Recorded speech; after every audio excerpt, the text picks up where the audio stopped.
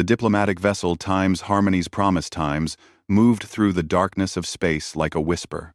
Inside the main bridge, Commander Hyun-Woo Kim stood with his hands clasped behind his back, watching the neutral moon station grow larger on the viewscreen. His reflection stared back at him from the glass, showing a man in his early 40s with calm eyes and a face that had seen too many failed negotiations. "Commander, the Vrakti ship is approaching from the western sector," Minji Park announced from her communications station. Her voice was steady, but Hyun-Woo noticed how her fingers trembled slightly over the controls. Everyone knew what had happened during the last 2 contact attempts. Blood, death, failure. "Thank you, Minji. Maintain open channels on all frequencies." Hyun-Woo turned to face his security chief. "Do-yun, keep your team ready, but not visible. I don't want them to think we're preparing for battle." Do-yun Lee nodded, though his jaw was tight. "Sir, with respect, maybe we should prepare for battle. The Vrakti have never accepted peaceful contact. They see everything as a challenge. Then we'll show them something different." Hyun-Woo replied quietly. "Something they don't expect. Something. The station docking bay was cold and smelled of recycled air and metal. Hyun-Woo's small team stood in a semicircle, waiting. 3 humans against an entire Vrakti delegation. The numbers alone told a story of vulnerability. That was exactly what Hyun-Woo wanted. The airlock hissed open. The Vrakti emerged like nightmares made flesh. Chieftain Growling came first. Massive and covered in dark fur that bristled with barely contained aggression. He stood nearly 8 feet tall, with a face that mixed the features of a wolf and a bear. His eyes were amber and cold. Behind him came his hunters, each one armed with weapons that hummed with deadly energy. But what caught Hyun-Woo's attention were the cubs. 5 young Vrakti, barely past infancy, followed at the rear of the group. They tried to mimic their elders, growling and showing their small fangs. Their fur stood on end as they postured aggressively, just as they had been taught. "Humans," Growling's voice came through the translation device, rough and deep like grinding stones. "You request words. Speak quickly before we tire of your presence." Hyun-Woo took a breath and stepped forward. "Chieftain Growling, we thank you for. Do not speak our names with your soft tongue." One of the hunters, a scarred veteran, snarled and raised his weapon. The cubs immediately began barking, their high-pitched growls filling the chamber. Minji gasped and froze. She had been trained for this, but training was different from facing these predators in person. Without thinking, she looked directly at Chieftain Growling.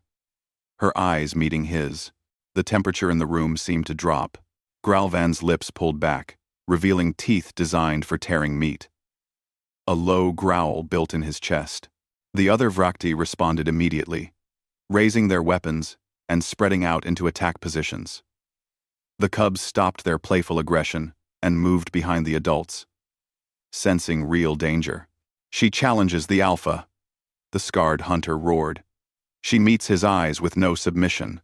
"I didn't mean," Minji started, backing up. Her face had gone pale. Do-yun's hand moved to his sidearm.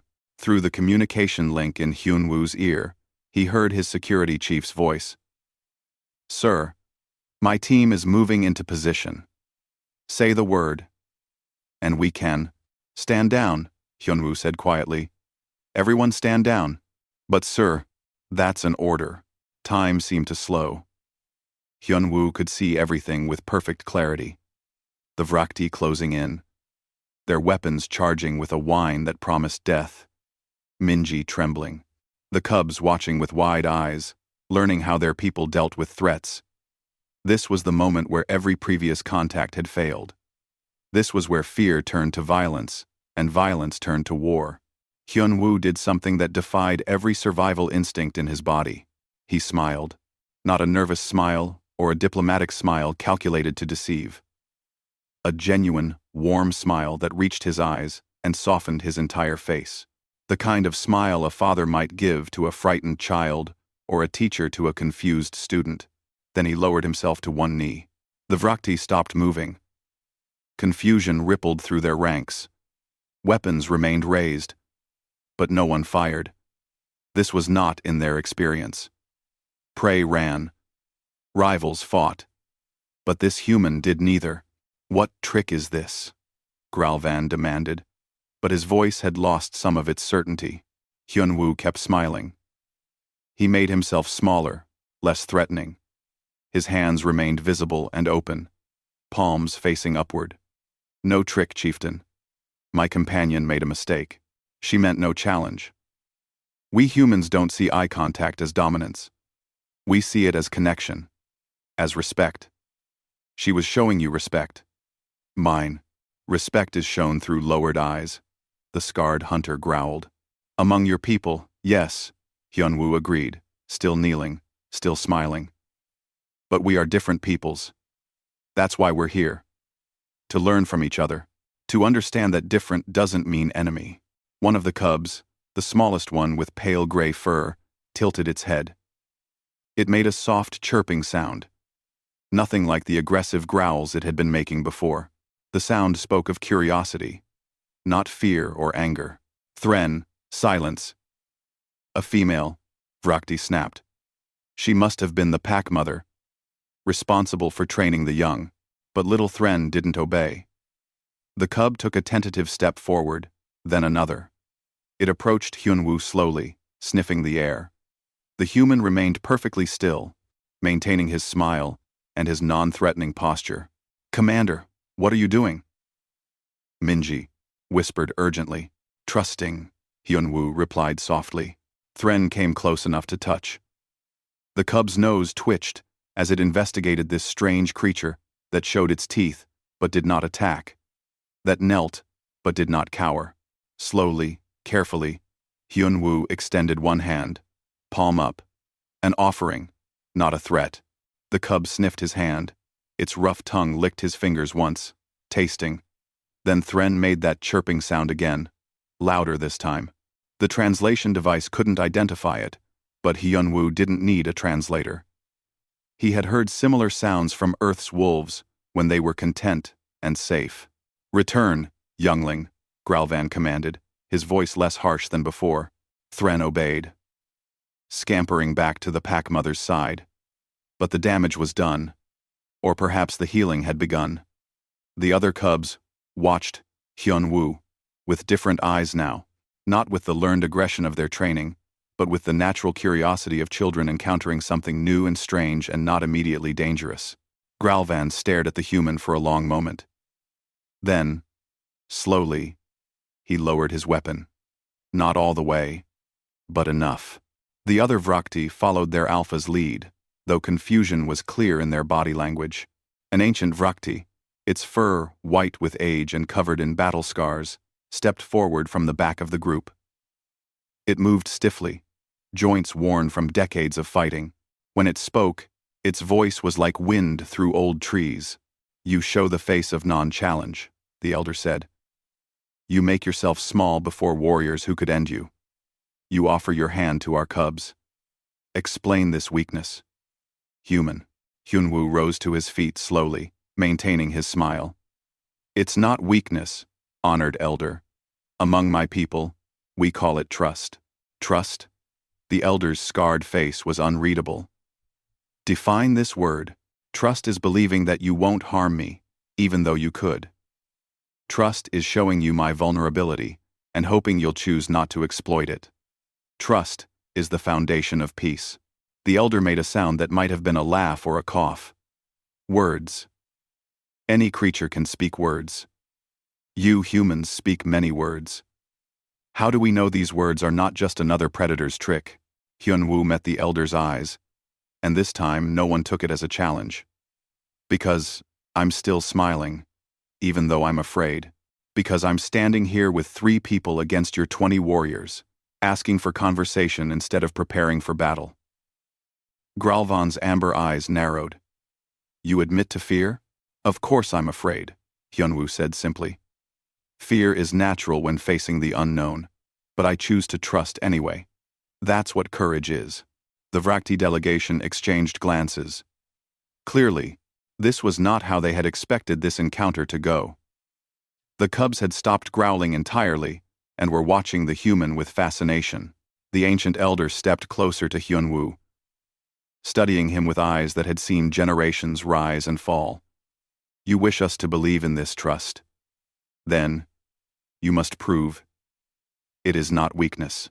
You must demonstrate that your smile and your open hands are not simply the surrender of prey. How would you have me prove it? Hyunwoo asked. The elder's teeth showed in what might have been a smile. We have a trial. An ancient test. You will face our hunters in the wild habitat. Alone. Unarmed. If you truly trust us, you will survive. If your trust is false. If your smile hides fear and deception. The elder let the sentence hang, unfinished. Minji grabbed Hyunwoo's arm. Sir, you can't. It's suicide. Doyun's voice crackled in the earpiece. Commander, I'm ordering my team to intervene if... I accept, Hyunwoo said, cutting them both off. He was still smiling, though his heart pounded in his chest like a drum. When do we begin? The observation deck overlooked the habitat dome like a theater balcony viewing a stage designed for death. Minji stood with her hands pressed against the transparent barrier, watching Hyunwoo enter the wilderness below. Her reflection in the glass showed eyes red from crying she refused to let anyone see. This is insane, Doyun muttered beside her. His hand kept moving to his weapon, then dropping away when he remembered it was useless. We should never have agreed to this. The commander didn't give us a choice, said Unji Choi, the cultural anthropologist who had arrived just an hour before. She had reviewed every piece of data humanity had on the Vrakti during the flight to the station. Now she watched the scene below with the intense focus of someone trying to solve an impossible puzzle. He's betting everything on his read of their psychology. Below them, the habitat dome stretched across 3 square kilometers of carefully recreated Vrakti homeworld terrain. Sharp volcanic rocks jutted from red soil, dense vegetation with thorns as long as fingers grew in twisted patterns. The air itself looked hostile, shimmering with heat and humidity that would exhaust a human in hours. The Vrakti delegation occupied the other side of the observation deck. The cubs pressed against their own viewing window, watching with the focused attention only children possessed. Little Thren, the gray cub who had approached Hyunwoo, made soft whining sounds. Quiet, youngling.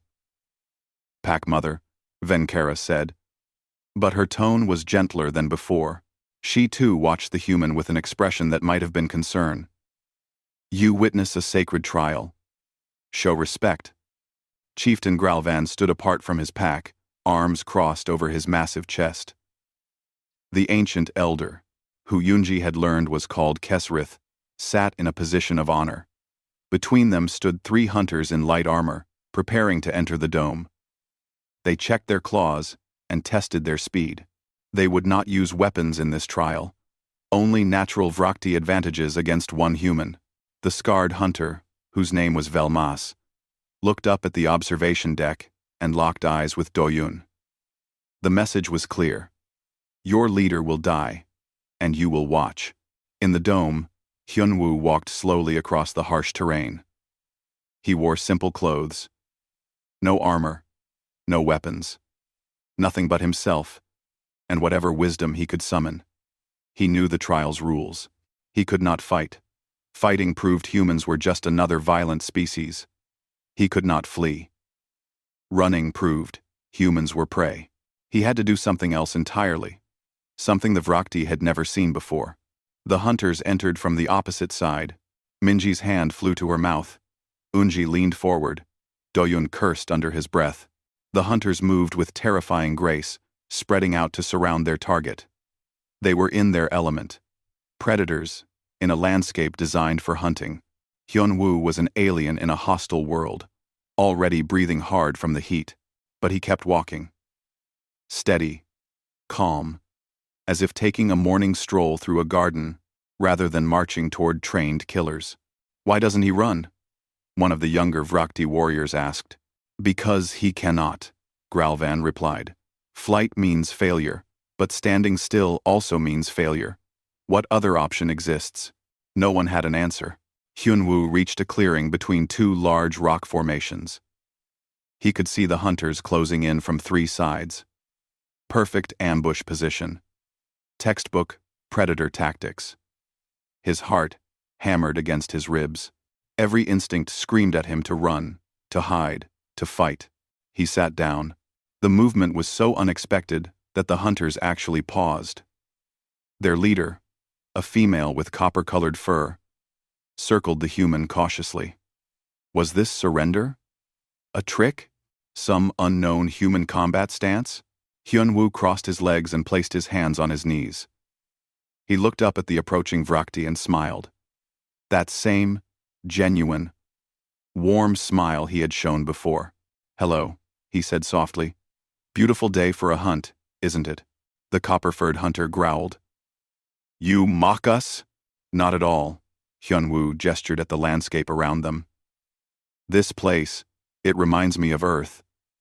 Not the terrain, but the feeling, the wildness, the honesty of nature. No politics, no lies, just life being life." Velmas, the scarred hunter, approached from behind. "You speak nonsense. Fear has broken your mind." "Maybe," Hyunwoo admitted. "I am afraid. But fear doesn't have to mean violence." He kept his voice calm, conversational. "When I was young, maybe 7 years old, my father took me to see wolves. Real wolves. In the wilderness preserves. I was terrified. These huge predators. And I was just a small child. But my father, he told me something important." The third hunter, younger than the others, cocked his head. Despite himself, he was listening. He said that wolves can sense fear, but they can also sense intent. If you're afraid but mean no harm, they know. If you're calm but plan to attack, they know that too. Animals are honest. They read what's real, not what's pretended. Hyunwoo slowly reached into his pocket. The hunters tensed immediately, but all he pulled out was a small photograph, worn and creased from being carried for years. He held it up, where they could see it. "That's my daughter, Hana. She's 12 now. This picture is old, from when she was 5. She asked me before I left for this mission, 'Papa, what if the aliens are scary?' You know what I told her?" Velmas circled closer, trying to intimidate. "What did you tell your cub?" "Create. I told her that scary and dangerous are different things. Something can look scary but not be dangerous. And something can look safe but be very dangerous. The trick is learning which is which. I told her that I would try to see past the scary, to find out what's real." "And what do you see when you look at us?" the copper-furred hunter asked. Hyunwoo met her eyes. "I see warriors. I see strength and pride. I see intelligence and loyalty. I see parents who brought their cubs to teach them about their culture. But I also see fear." Gralvan's voice boomed through speakers in the dome. "We fear nothing. With respect, chieftain, everyone fears something," Hyunwoo called back. "I've read what little history we have of your people. 3 generations ago, another species betrayed you. Promised friendship and delivered genocide. You nearly went extinct. That kind of pain doesn't go away. It becomes part of who you are." The dome had gone absolutely silent. Even the cubs had stopped their fidgeting. Hyunwoo continued, his voice carrying in the still air. "You're not aggressive because you're evil, or because you love violence. You're aggressive because you learned that trust gets your cubs killed. You learned that showing vulnerability means death, so you became hard, became harsh, became ready to kill first before anyone could kill you." He slowly stood up, hands still visible and open. The hunters watched him, but didn't attack. "But here's what I've learned about fear," Hyunwoo said. "Fear is a prison. It keeps you alive, but it keeps you alone. And being alone is its own kind of death. Not for the body, but for the spirit." Velmas snarled. "You speak of things you don't understand, soft creature." "Maybe, but let me tell you what I do understand." Hyunwoo's smile never wavered. I understand that young Thren made a sound today that your translation computers couldn't identify, but I've worked with animals my whole life, and I know what that sound meant. It was joy. Simple, pure joy at discovering something new. When was the last time your cubs were allowed to feel joy without it being trained out of them? Pack Mother Venkara stood suddenly in the observation deck, her claws scraping against the barrier. How dare you speak of our cubs? Because they remind me of my daughter. Hyunwoo's voice rose for the first time, passionate, but not angry. Because I see young ones being taught that the galaxy is only teeth and claws and blood. Because I think you've forgotten what you're actually protecting them from. You're so busy teaching them to survive that you've forgotten to teach them what survival is for. Hyunwoo turned in a slow circle, addressing all three hunters and the observers above. Survival isn't the end goal, it's the beginning. You survive so you can live. You protect your cubs so they can grow up to experience wonder and joy and connection.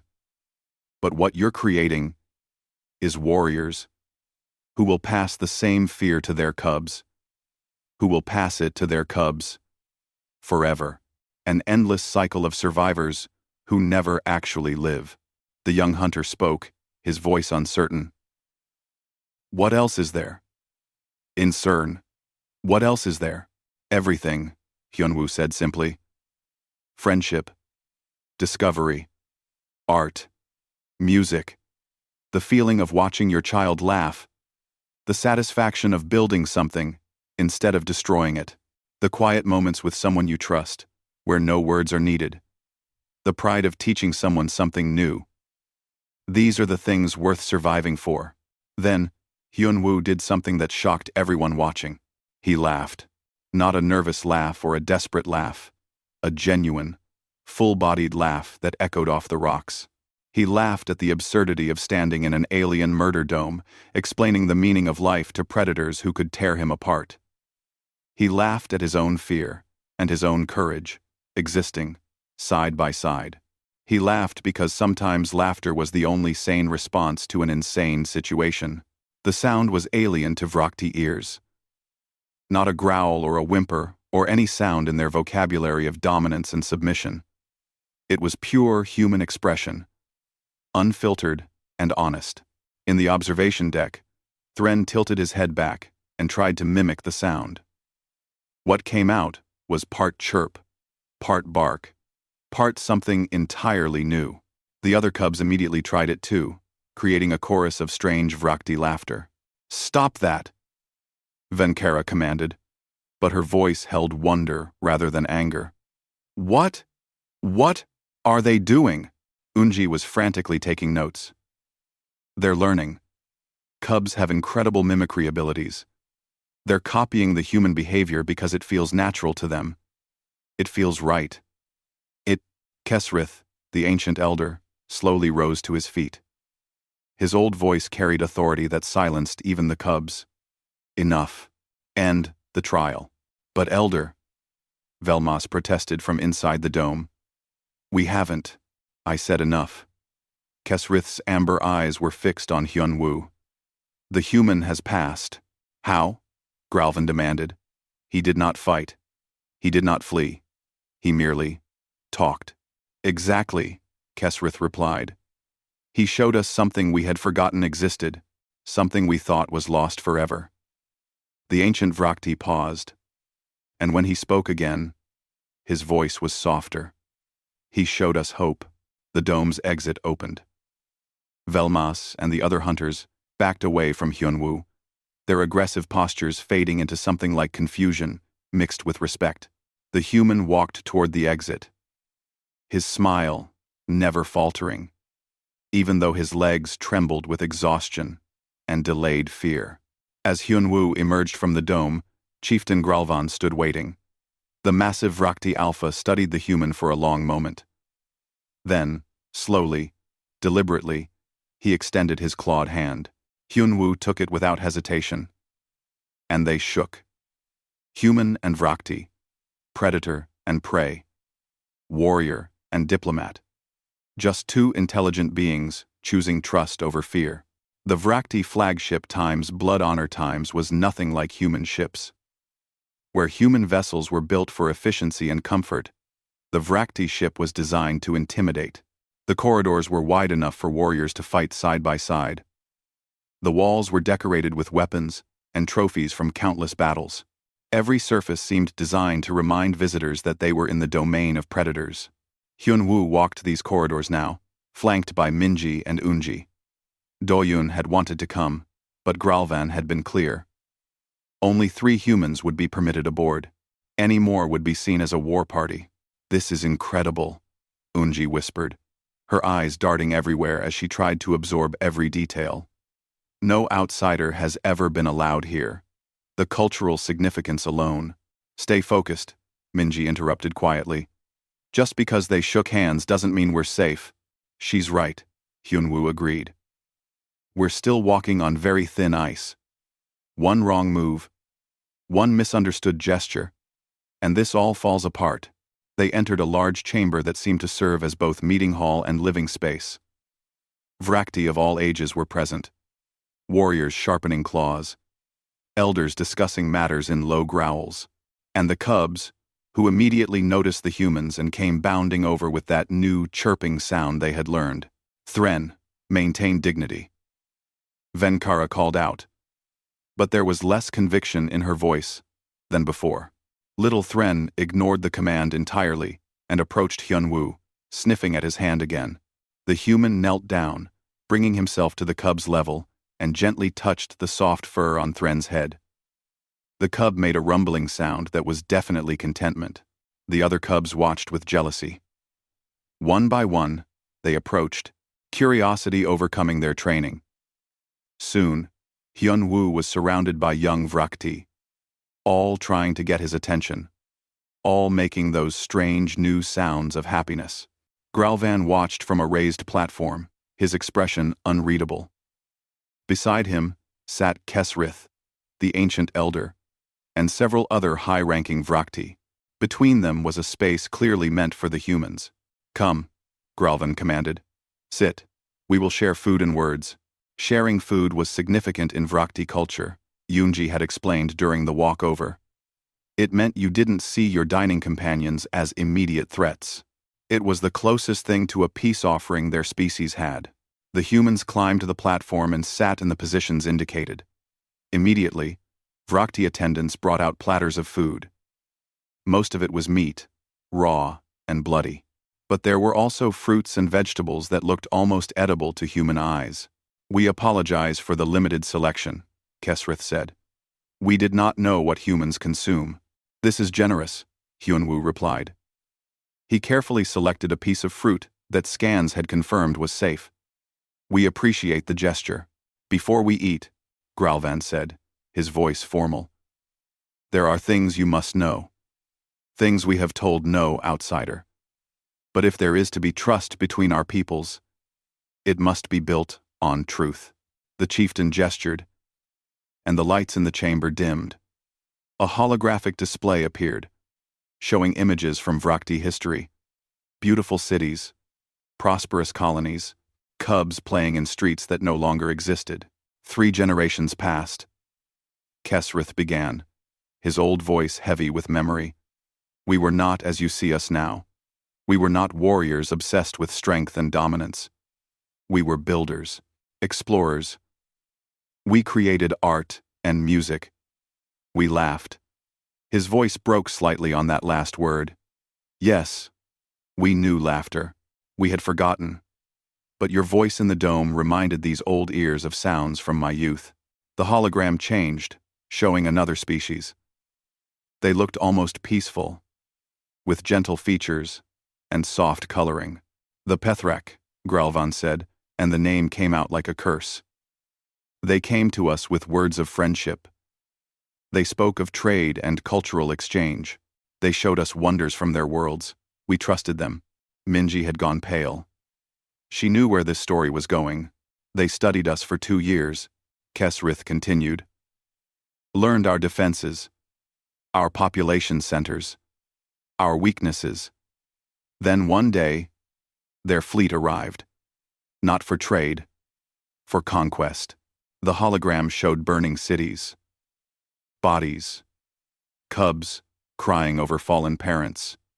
The images were merciless in their detail. They wanted our worlds, you see, Growling explained. Resource-rich planets perfect for their colonies. We were simply in the way. They had determined that genocide was more efficient than negotiation. Hyunwoo closed his eyes briefly, absorbing the horror of it. I'm sorry. That should never have happened. Sorry? A warrior near Growling stood suddenly. Your sorrow means nothing. The Pethrak also said they were sorry when we caught them. Sorry they had been discovered too soon. Sorry we had defended ourselves so effectively. They were sorry they had to kill more of us than they had planned. Peace, Tharmok, Kesrith said firmly. The human sorrow is different. I hear it in his voice. Tharmok, a massive Vrakti with scars across his face, growled but sat down. His amber eyes never left Hyunwoo, burning with hatred for all outsiders. The hologram continued. It showed the Vrakti fighting back. Slowly, painfully, they had driven the Pethrak away. But the cost had been catastrophic. 2/3 of their population dead, most of their cultural centers destroyed, entire generations wiped out. We survived, Growling said quietly. But survival changed us. We made a vow. Never again would we trust outsiders. Never again would we show weakness. Never again would we let soft emotions make us vulnerable. We trained our cubs to be warriors from birth. We eliminated anything in our culture that didn't serve survival. Art, music, joy, all of it sacrificed so that we would never be victims again. And it worked, Tharmok added harshly. For 3 generations, no species has dared attack us. We are feared across this sector. Our cubs grow up strong and ready for battle. We survived. But at what cost? Hyunwoo asked gently. Cost? Tharmok snarled. The cost of survival is worth any price. Is it? Hyunwoo gestured to where the cubs were playing below, still practicing their new laughing sounds. You survived? Yes. But look at what you lost. You said you once had art and music. You said you once laughed. You said you were explorers and builders. All of that is gone. The Pethrak didn't just try to destroy your bodies. They succeeded in destroying your spirit. You dare, Tharmok began. But Growling raised a hand, silencing him. Let the human speak, the chieftain commanded. Hyunwoo chose his words carefully. On Earth, we have a saying. When you become what you hate, your enemy has won. The Pethrak wanted you dead or beaten. You survived, but you became so hard, so focused on strength and fear, that you're almost dead inside anyway. You're living, but you're not alive. Not really. And what would you have us do? Kesrith asked. Return to being soft? Trusting? Wait for the next betrayal to finish what the Pethrak started? No, Hyunwoo said firmly. You should be strong. You should be capable of defending yourselves. But strength and hardness aren't the same thing. Water is soft, but it carves through stone. Bamboo bends but doesn't break. You can be both strong and gentle. Both warriors and artists. Both fierce and kind. Yoonji leaned forward, her anthropologist mind engaged. In human history, we've faced similar traumas. Wars that nearly destroyed us. Genocides. Betrayals. And yes, sometimes we became hard and closed ourselves off. But we learned that isolation is its own kind of death.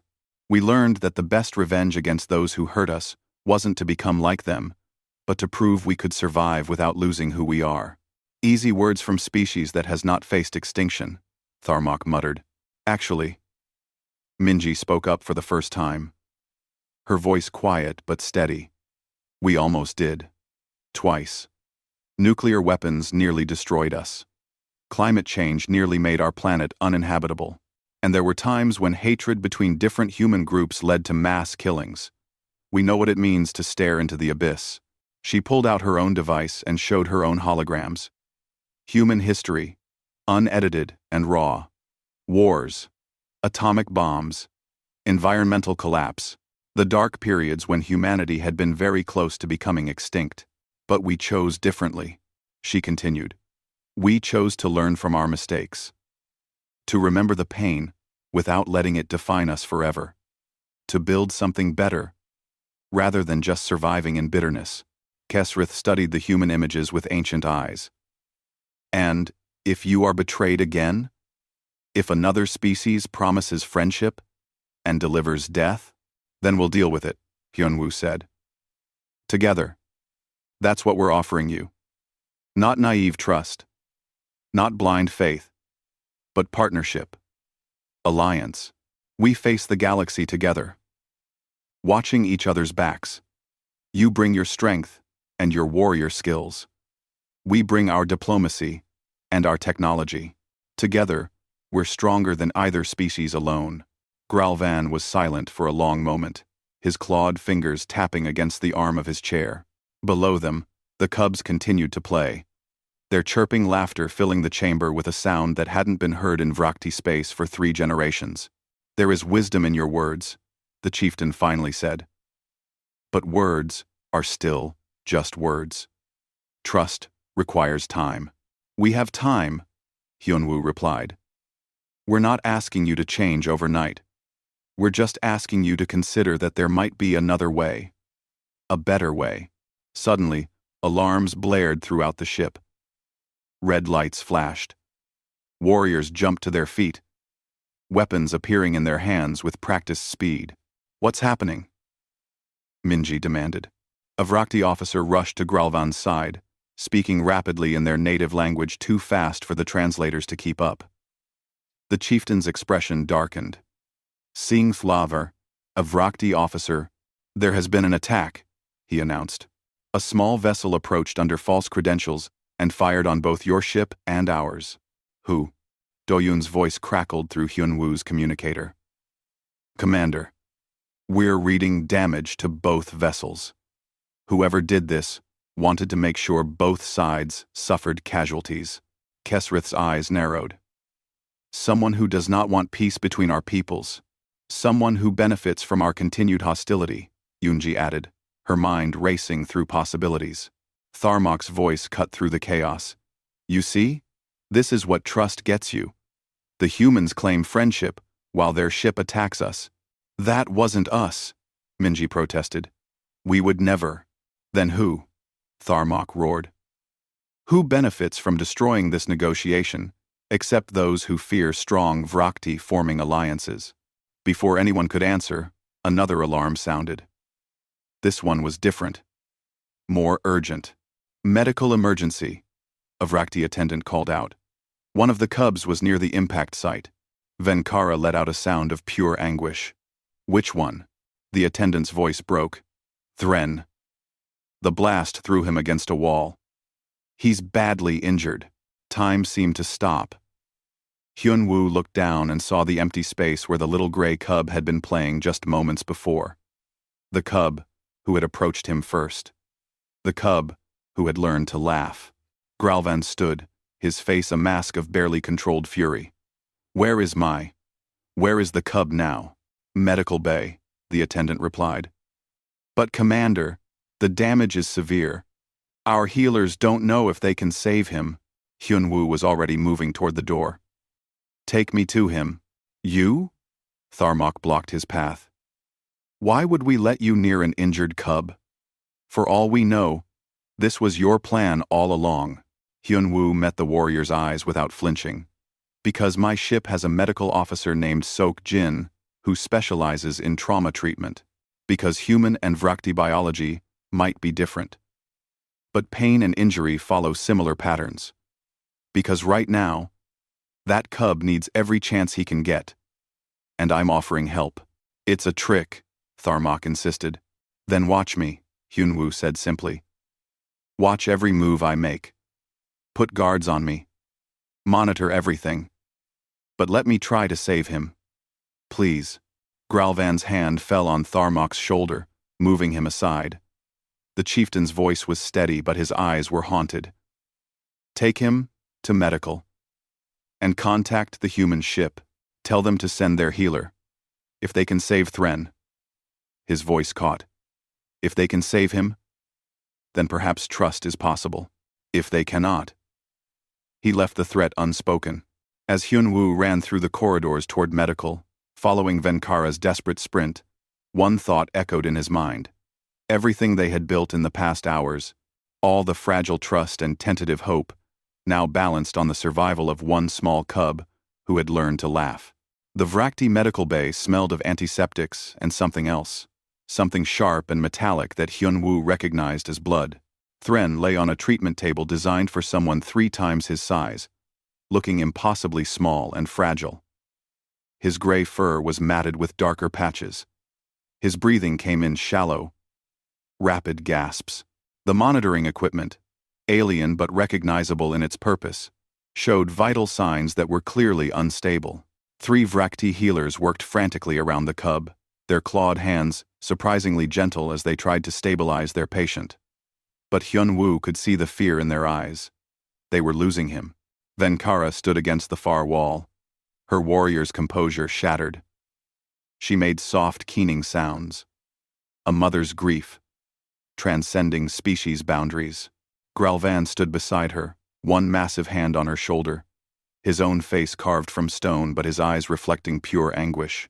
He's failing, the lead healer announced, her voice professionally calm despite the tremor beneath it. Internal injuries are too severe. The impact damaged organs we cannot repair quickly enough. Then work faster. Tharmok roared from the doorway, where he stood with a dozen warriors who had insisted on coming. Save the cub. Ivrizin. We are trying, the healer snapped back. But our knowledge has limits. The door hissed open, and Sokjin rushed in, medical kit in hand, followed by Doyun and 2 human medics.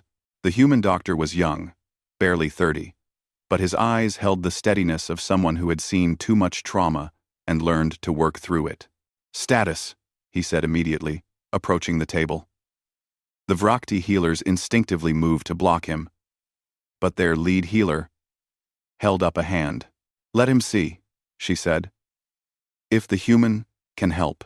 Seok worked quickly, his scanner reading Thren's vital signs and comparing them against the baseline data Unji had compiled.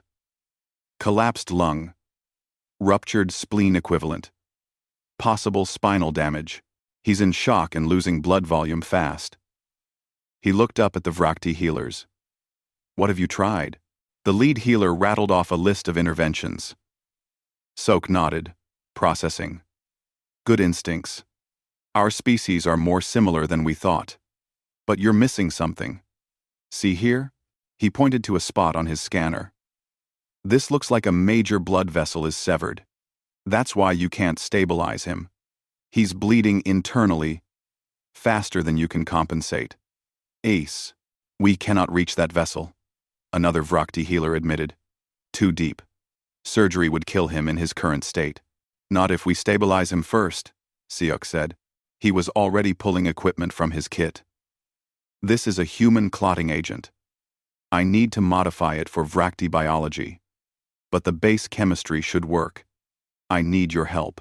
For the next 20 minutes, human and Vrakti healers worked side by side.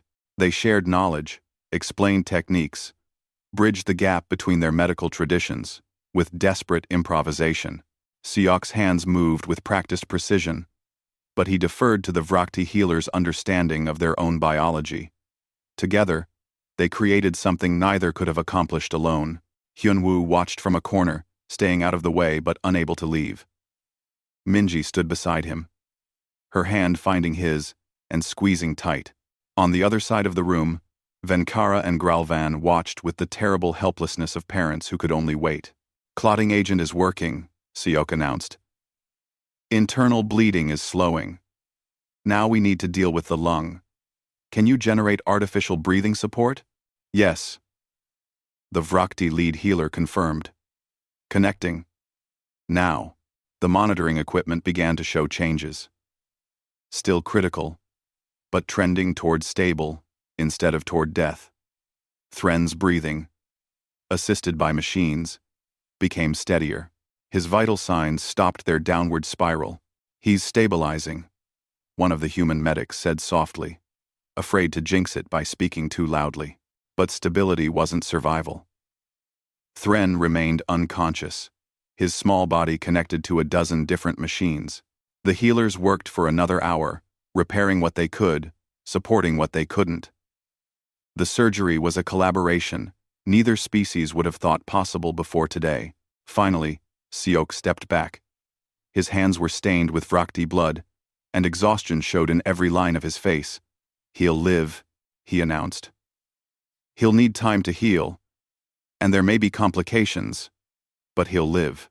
Venkara's legs gave out. She collapsed against Gralvan, who held her up while making soft sounds of comfort. The other warriors in the doorway visibly relaxed, weapons lowering. Only Tharmok seemed unmoved. The human healer did his duty. This changes nothing. Someone still attacked us. Someone still tried to sabotage the peace. "You're right," Doyun said, his voice hard. "And we need to find out who." Gralvan gently guided Venkara to a chair near Thren's bed, then turned to face the assembly. "Tharmok speaks truth. This attack was deliberate, calculated. Someone knew about these negotiations and sought to destroy them through violence.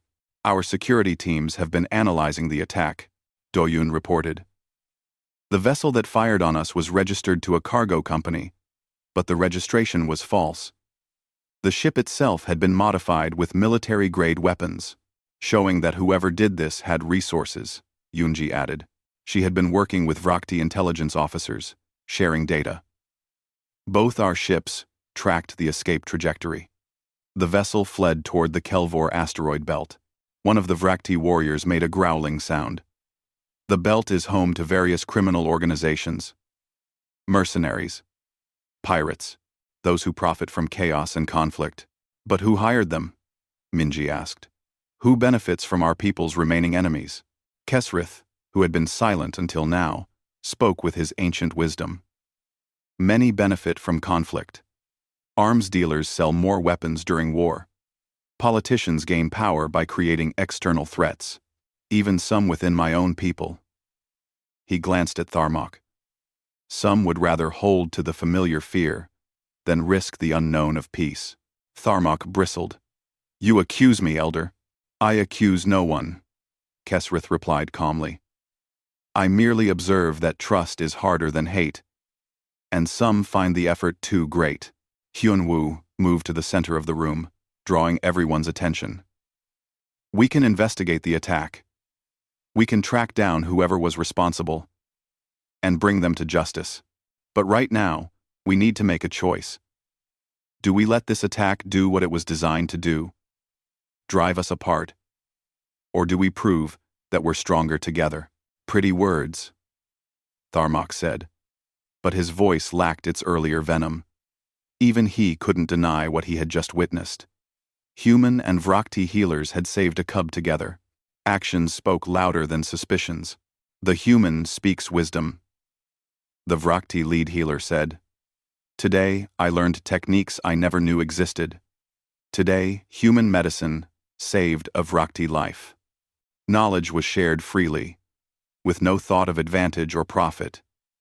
Only care for a wounded child. Seokjin nodded. "And I learned from you as well.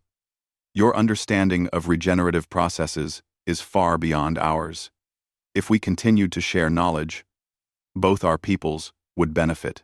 Gralvan looked at his gathered warriors. "We have taught our cubs that the galaxy contains only enemies and prey. What if we were wrong? What if there are also allies we simply haven't met yet?" "The Pethrak," Tharmok began. "The Pethrak were one species," Kesrith interrupted. "One betrayal. Painful beyond words. Yes, but we have allowed that single event to define our response to all species, for all time. Is that wisdom? Or is it simply fear wearing the mask of strength?" A young warrior, one of those who had participated in the trial with Hyunwoo in the dome, stepped forward hesitantly. "Elder, I was in the dome. I saw the human face us without weapons, without running, without fighting. I have trained my entire life to read opponents, to see weakness, to find openings for attack. But what I saw in the dome wasn't weakness. It was something else. Something we have no word for. Courage, Hyunwoo supplied gently. The courage to be vulnerable. To offer trust, even when it might not be returned. The young warrior nodded slowly. We are taught that showing vulnerability is death. But the human showed vulnerability and lived. More than lived. He taught our cubs something I did not know they could feel. From the medical bed, a soft sound emerged. Everyone turned. Thren's eyes had opened, just slightly. The cub was conscious. Barely.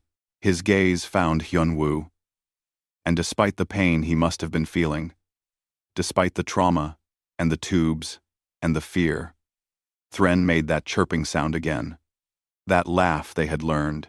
Venkara was at his side instantly, nuzzling him gently. Hush, little one. Rest. You are safe. But Thren kept his eyes on Hyunwoo.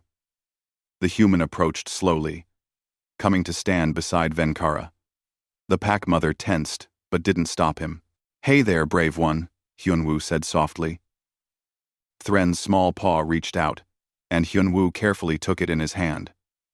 The cub squeezed once, then his eyes closed again, as medication pulled him back into healing sleep. The room was silent for a long moment. Finally, Gralvan spoke.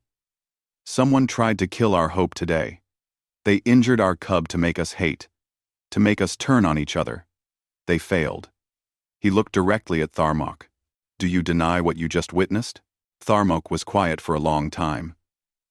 The scarred warrior looked at the sleeping cub, at the human still holding his paw, at the mixed team of healers who had worked together. Finally, he bowed his head. I cannot deny it.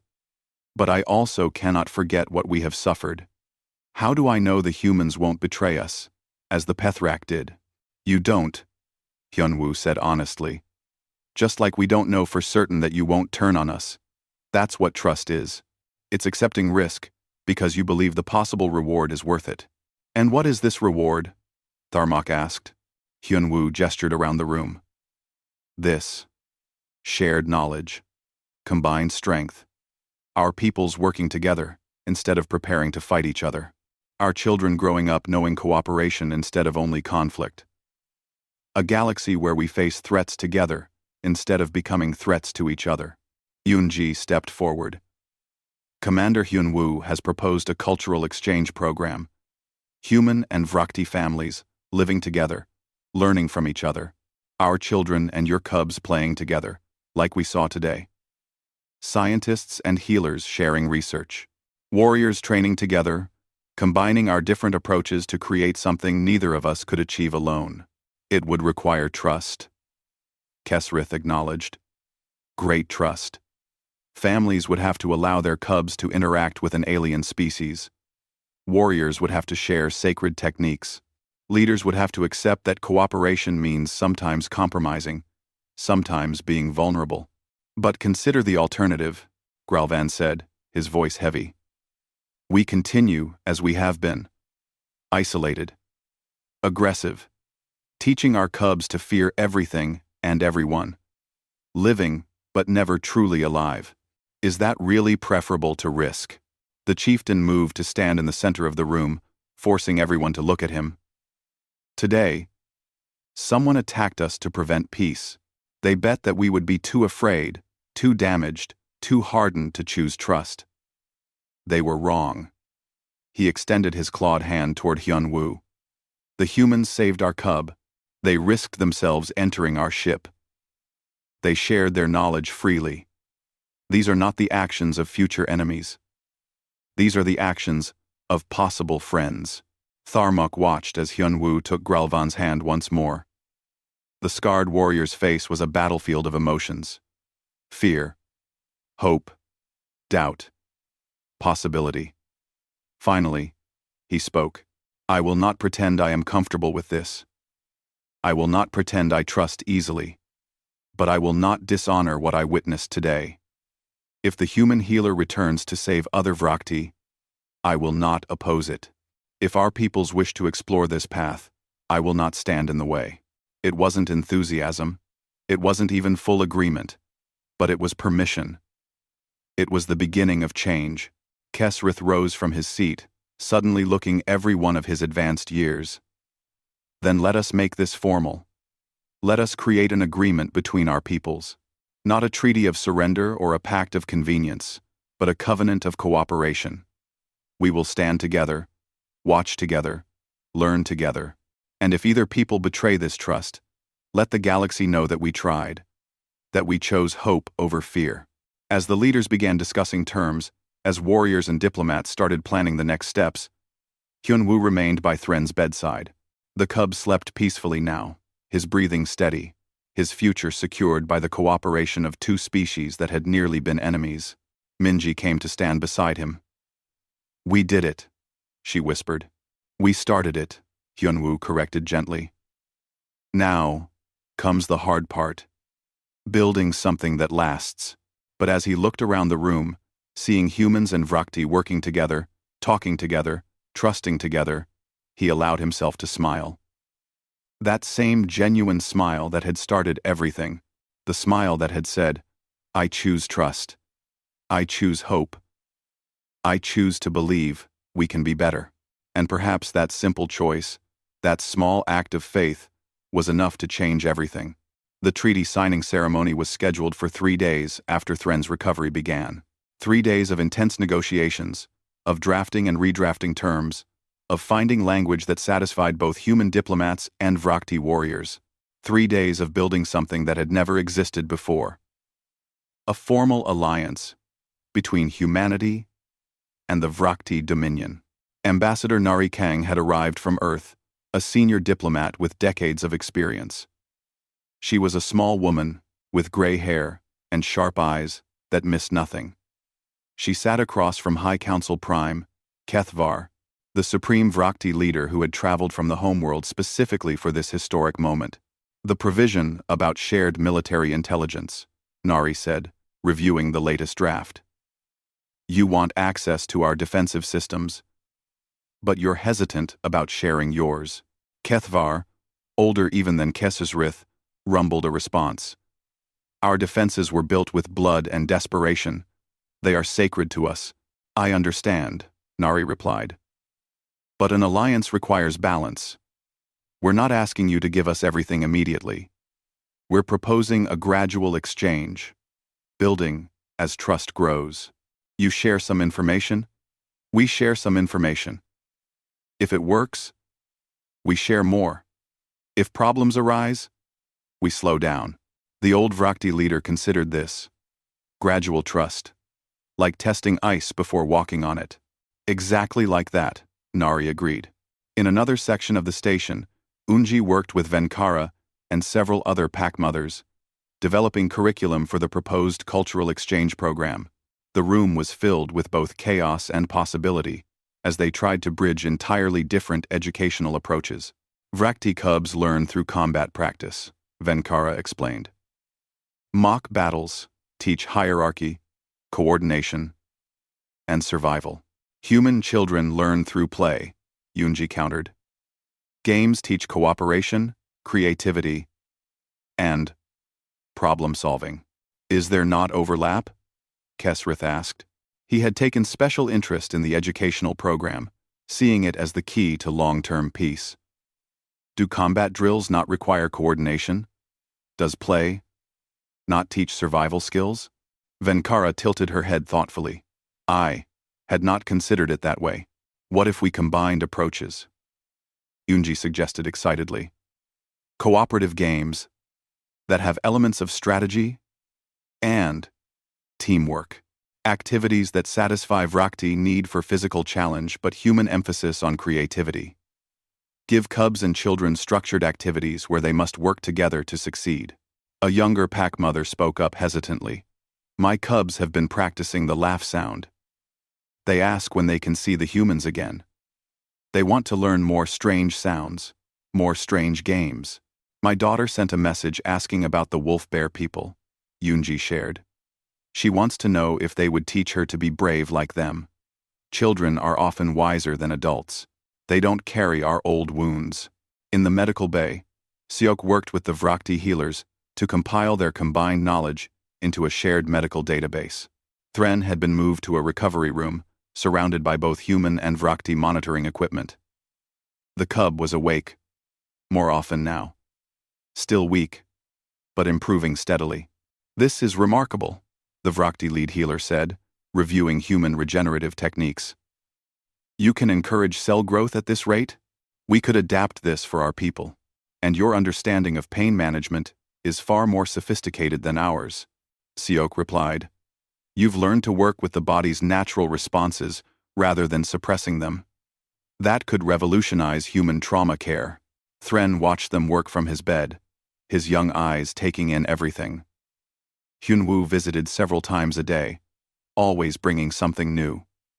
Sometimes, it was human food that might be safe for Vrakti cubs. Sometimes it was pictures of Earth. Sometimes, it was just conversation. "Tell me about your cub," Thren asked during one visit. His voice was still weak, but growing stronger. "The one called Hana." Hyunwoo smiled and pulled up a recent photo on his device. "She's 12. She likes climbing trees and studying stars. She wants to be an explorer when she grows up." "Like you," Thren observed. "Maybe. Though I explore with words and diplomacy, she wants to physically explore new worlds. She is brave, very brave, but also kind. She volunteers at an animal shelter, taking care of injured creatures. Reminds me of someone else I know, who was brave when he got hurt." Thren made a sound that was pleased embarrassment. "I was scared." "Being brave doesn't mean you're not scared," Hyunwoo said gently. "It means you don't let the fear stop you. You approached me when the other cubs were too frightened. That was brave." "Will I meet Hana when the exchange program starts?" "If you want to. If your parents agree." Thren's eyes brightened. "I want to. I want to learn all the human sounds, all the human games. I want to see trees and stars and animals."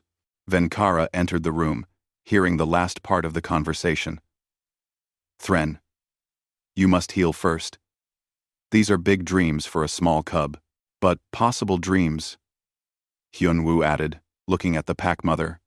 "When he's recovered, if you're willing, we would be honored to host Thren and your family on Earth." Venkara was quiet for a moment. "You would invite us? To your homeworld? Why not? You trusted us aboard your flagship. We can trust you on our planet. That's how this works."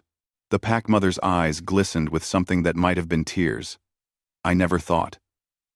After what happened with the Pethrak, I believed my cubs would only know weapons and war, but watching Thren laugh, hearing him dream of exploration, seeing him bond with you." Her voice broke. "This is what I wanted for them. This is what we lost. Thank you for giving it back." Meanwhile, Doyun and Velmaz worked together, tracking the source of the attack. The investigation had led them deep into the Kelvor belt, following digital trails and informant reports. They stood together on a small patrol ship, human and Vrakti security officers, sharing space that would have been impossible weeks ago. "The trail leads to a holding facility here," Velmaz indicated on the tactical display. "Abandoned mining station. Perfect place to hide. Could be a trap," Doyun warned. "Then we spring it together," Velmaz replied.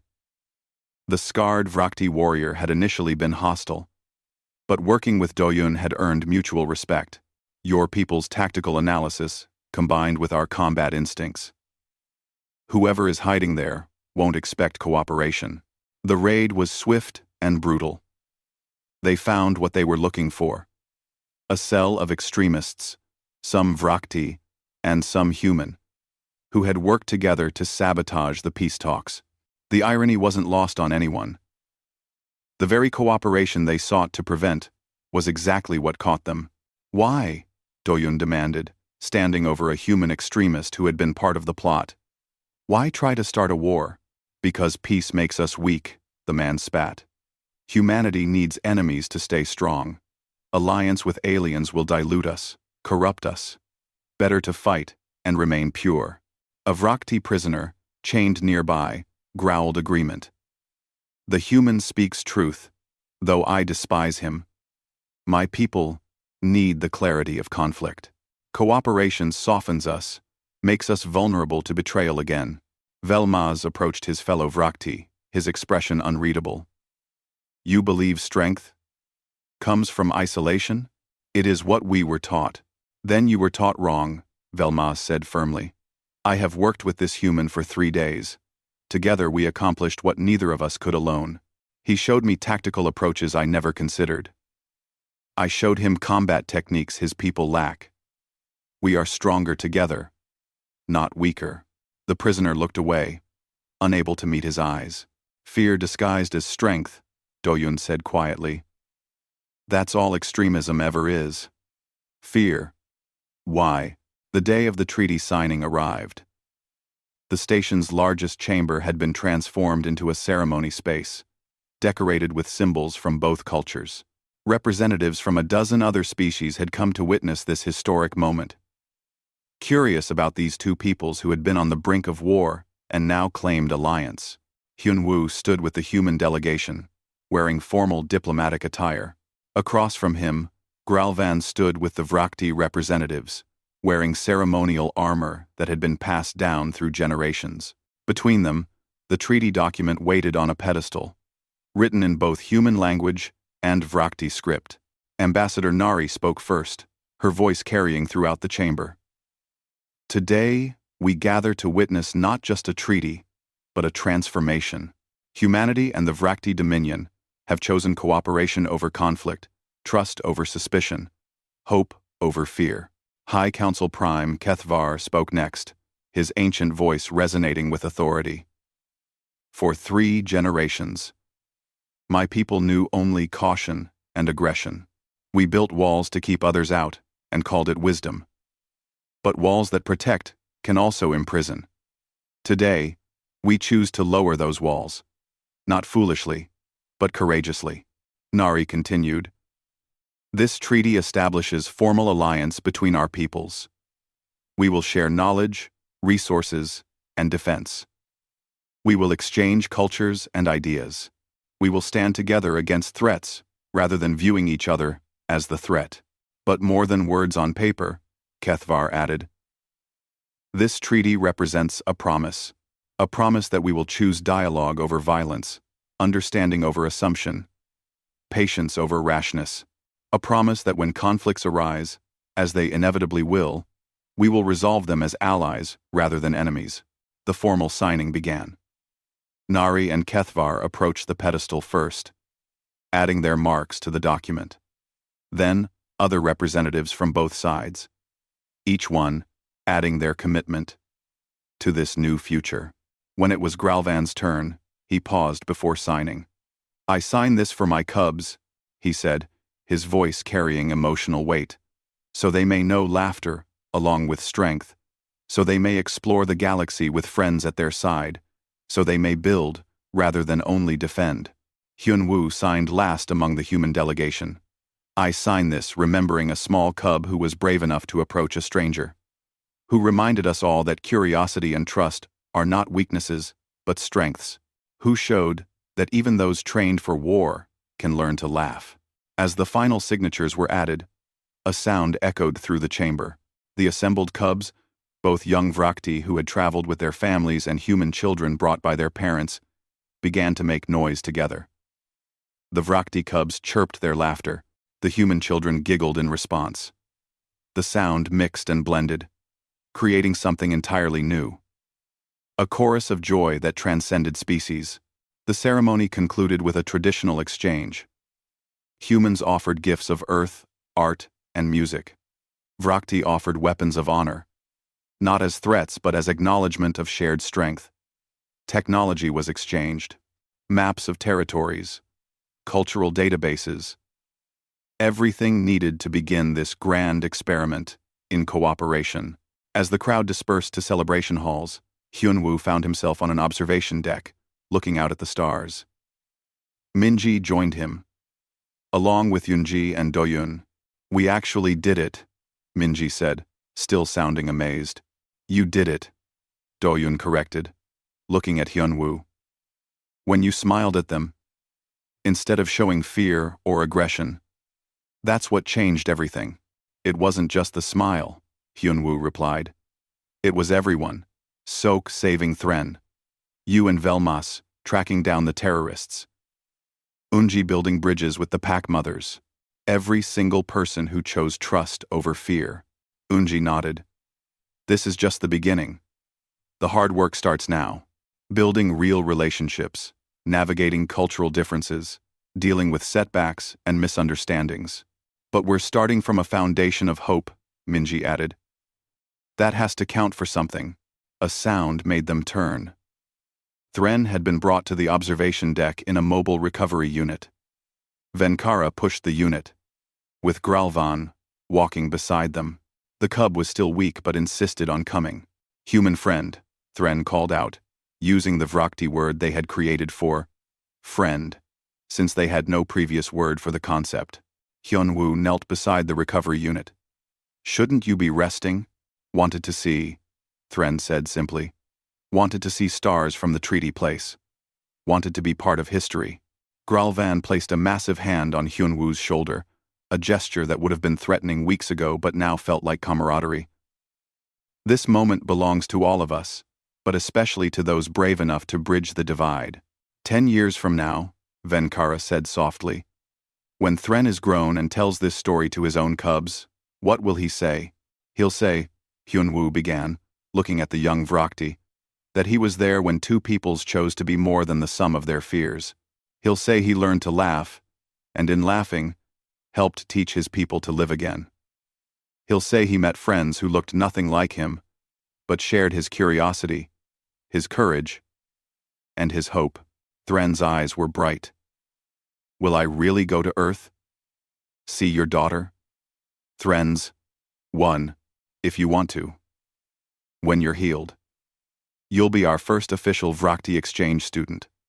You'll go to school with human children.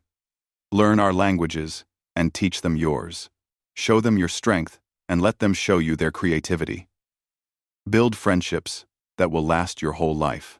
And someday, Gralvan added, his voice full of quiet pride, perhaps you will be a bridge between our peoples.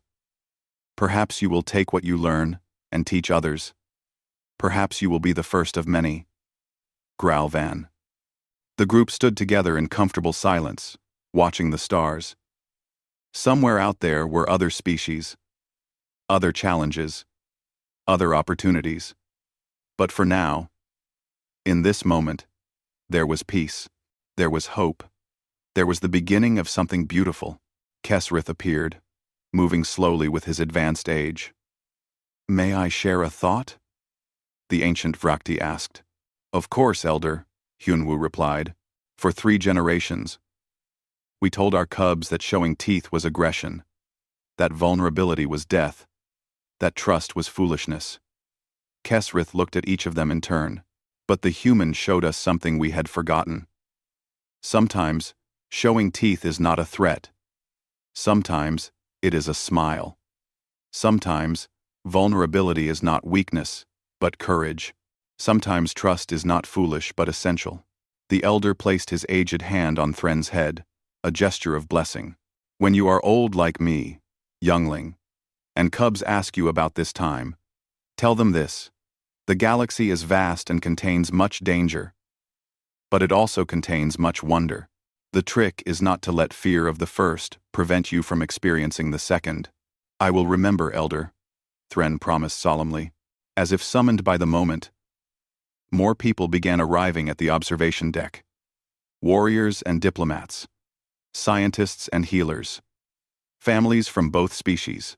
They came to watch the stars together, to mark this moment, to be part of the story they would tell for generations. Ambassador Nari found Hyunwoo in the crowd. The council wants to offer you a position. Losing Mais, she said. Head of the new Interspecies Cooperation Initiative. You would lead the exchange programs, oversee the alliance development. Hyunwoo considered this, then looked at Thren. Will the position allow me to host our first exchange student? I think that can be arranged, Nari said with a smile. Then I accept.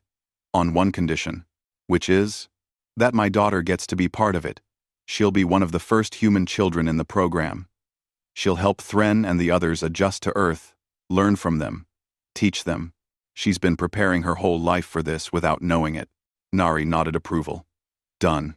The celebration continued into the night. Songs were shared. Stories exchanged. Vrakti warriors demonstrated combat techniques, while human martial artists showed their own traditions. Children and cubs played together, inventing games that required both species' strengths. Healers discussed cases. Scientists debated theories. Artists compared their works. In a quiet corner, Velmas and Doyun stood together, watching the festivities. Your people have a saying, Velmas said, about ice breaking between groups? Breaking the ice, Doyun confirmed. It means overcoming initial awkwardness or hostility. The ice is broken, Velmas said. But water can refreeze. This peace requires constant warmth, constant effort. Agreed. Which is why we can't let our guard down. Not in a paranoid way, but in a vigilant way. There will be others like the extremists we caught, others who profit from conflict or fear change. Then we remain watchful. Together. Velmas extended his clawed hand. Partners? Partners, Doyun agreed, taking the hand firmly. As the celebration finally began to wind down, Hyunwoo found himself back at the observation deck with just Thren, Gralvan, and Venkara. The cub had fallen asleep in his recovery unit. Exhausted, but content. He dreams. Venkara said softly, watching her son. I hope they are good dreams. I think they are, Hyunwoo replied. I think he dreams of Earth and stars and friends. I think he dreams of a future we're building together. Gralvan looked at the human who had changed everything with a simple smile. When history remembers this moment, what will they say about you? I hope they say I was just one person who chose trust when fear would have been easier. That I chose to see possibilities instead of threats. That I remembered what we're all working toward isn't just survival, but a life worth living. They will say more than that, Gralvan predicted. They will say, when the humans smiled, the cubs ceased growling, and even the alpha lowered his weapon. They will say, one moment of courage rippled outward, changing the fate of two species. They will say, this is how peace begins, not with treaties written by leaders, but with connections made by individuals brave enough to try. Hyunwoo smiled, that same genuine smile that had started everything. Then I hope they also say, and the peace lasted, and the friendship grew, and the galaxy became a little less dark, because two peoples chose to be light for each other. From Earth, a message arrived. Hana's face appeared on the screen, excited and breathless. Papa! I heard about the treaty. I heard about Thren. When can I meet him? When can he come to Earth? I've been learning about Vrakti culture and I have so many questions. Hyunwoo laughed, that wonderful human sound that had taught the Vrakti cubs to laugh. Soon, sweetheart. Very soon. Start getting your room ready. We're going to have a very special guest. The stars shone above them, unchanged and eternal. But everything beneath those stars had shifted. Two species that might have been enemies had become allies. Two peoples divided by biology had been united by choice. And it all started with one simple act of courage. When the human smiled, everything changed. And the smile, it turned out, was just the beginning.